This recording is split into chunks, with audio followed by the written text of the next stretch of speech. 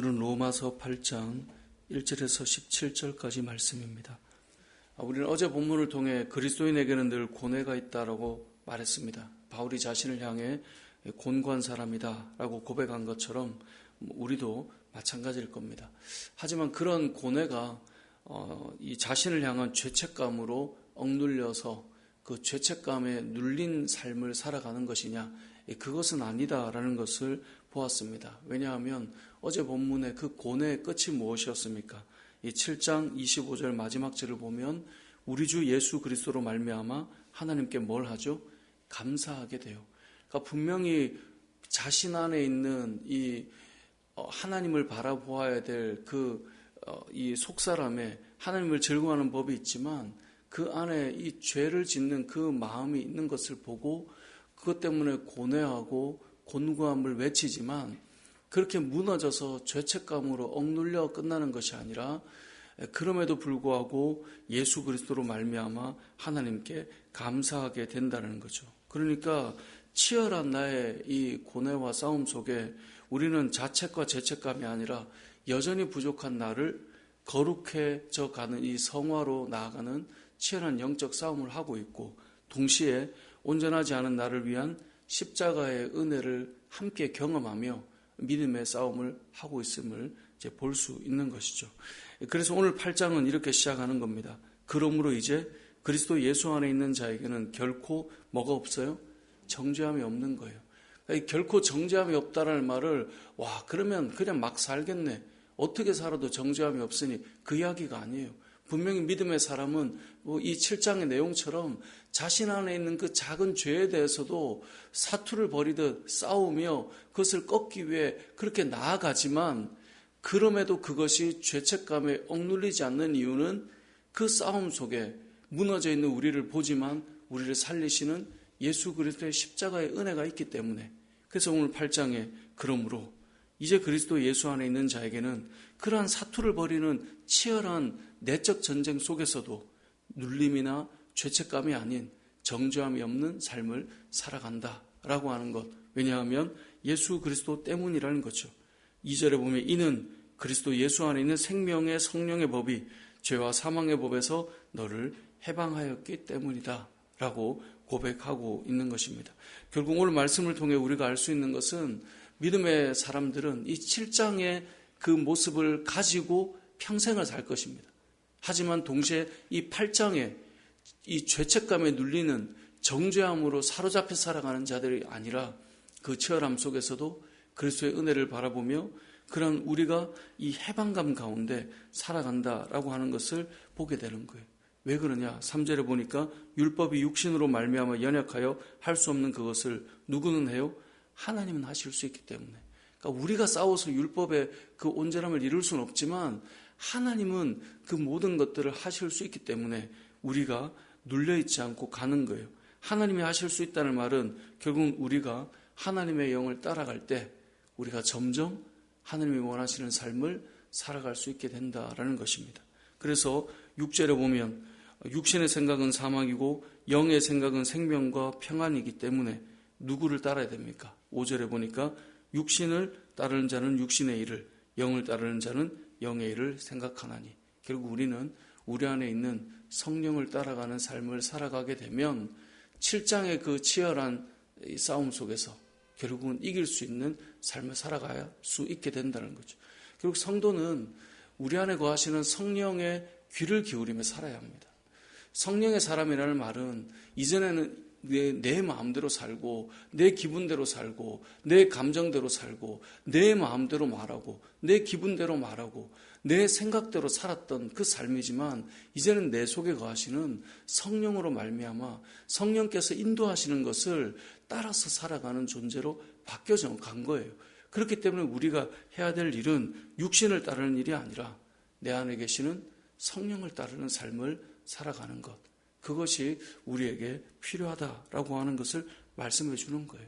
그래서 8절에 보면 육신에 있는 자들은 하나님을 기쁘시게 할 수 없어요.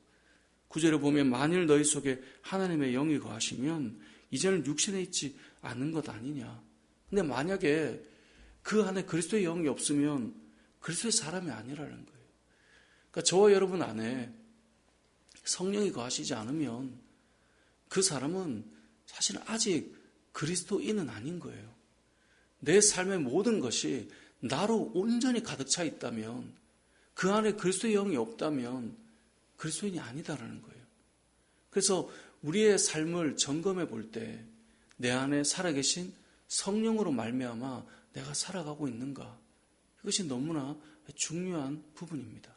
내가 살아갈 때, 내가 걸어가는 이 길 속에, 내가 어떤 일을 선택할 때 내 안에 성령이 거하시고 그 성령이 나를 이끄시는 대로 내가 가고 있는가?